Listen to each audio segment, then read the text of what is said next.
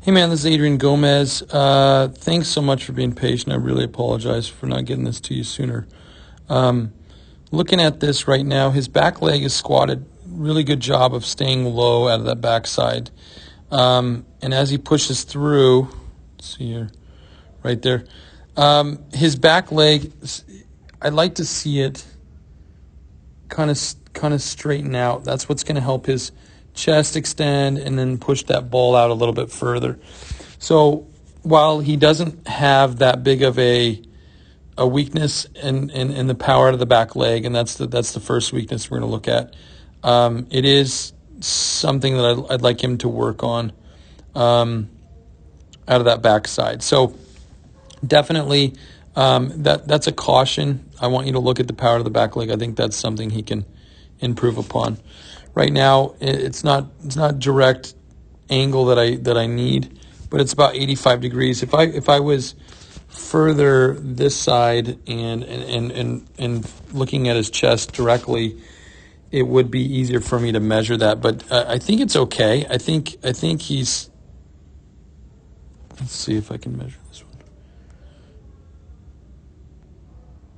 So I think there might be an improvement he needs to make in his front leg, driving a little bit further, based off of that angle. And maybe next time you can send me that angle a little bit from the side of his body instead of kind of in front. So double angle at foot strike, that definitely needs to improve. The front knee, this is what I'm worried about, 120. So he's bending his front knee too far. So when it's too far bent, what happens is there's energy that's going into the ground, and that's not in the baseball. So now you're leaving a lot of energy out of that front leg that's not in the baseball. And what I'd like to see happen is that his front knee retracts and almost stays straight, probably 145 degrees to 155 degrees, where it's a firm front leg. So that needs to improve as well. So external rotation of the front knee. So when he lands, his front knee is moving, plants, and his knee's internally rotated, then he's got to shift. So what happens is his front knee has to rotate to get over that ankle, and until that knee gets over the ankle, the hips don't rotate. So we want to make sure that this front leg is solidified, and that's a portion online that you can look at and work on for sure. So, all right, so power of the back leg needs some work. Front leg and internal rotation of the front knee and the angle needs to improve. All right. So now let's go into posture. Posture, ball release. He's what we call a B posture. A posture would be kind of straight up and down. He's tilted a little bit, and this would be a C posture way out here, kind of like a Tim Lincecum, Felix Hernandez kind of motion. So what that means is when he comes here, so now he's forward in this position, and then all of a sudden he's got to get, let's see here, he's got to get there, over here.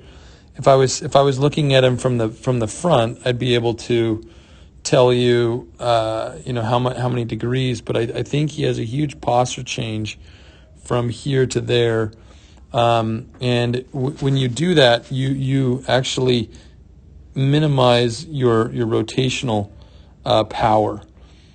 So I don't want him to sink with his chest forward. I want him to stay back with his chest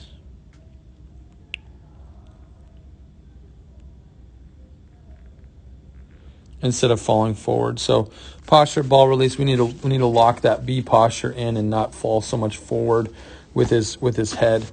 That's going to help him rotate a lot better.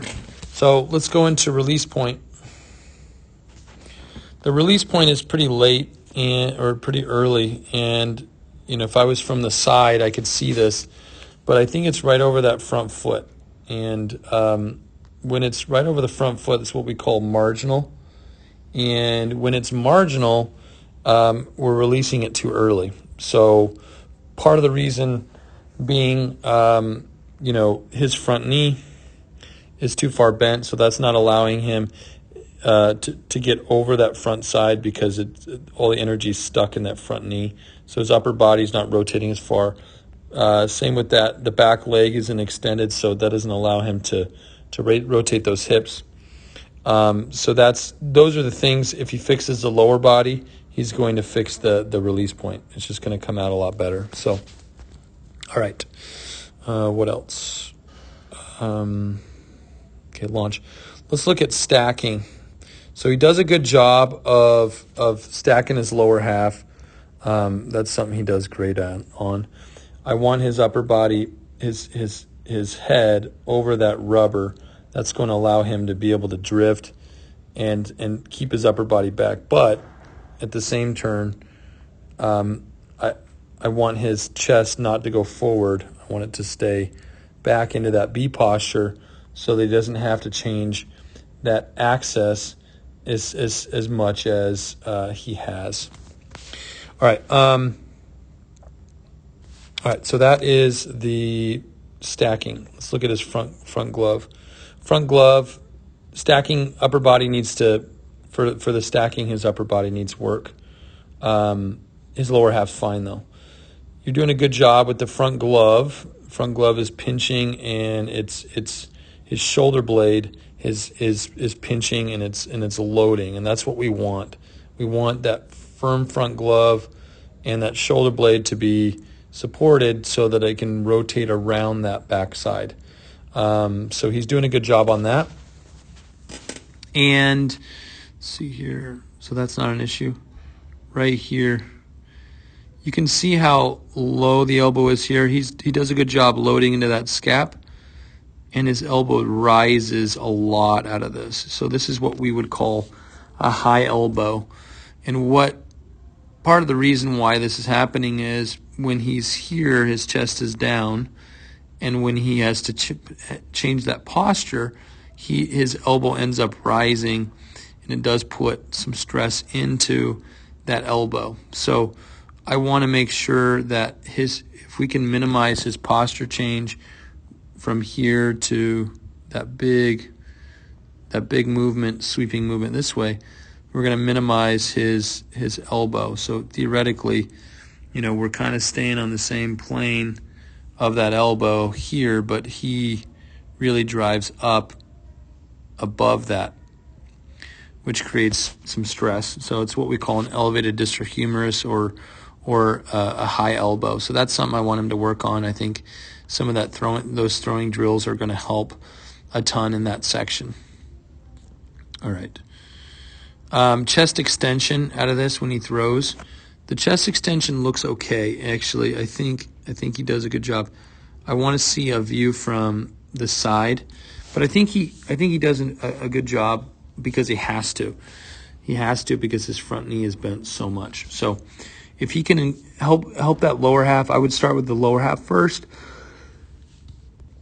And then once he has a lower half, then things are going to start going a little bit upwards. So fix the lower half first, and then it'll continue to go out up to the upper half. So that's about it.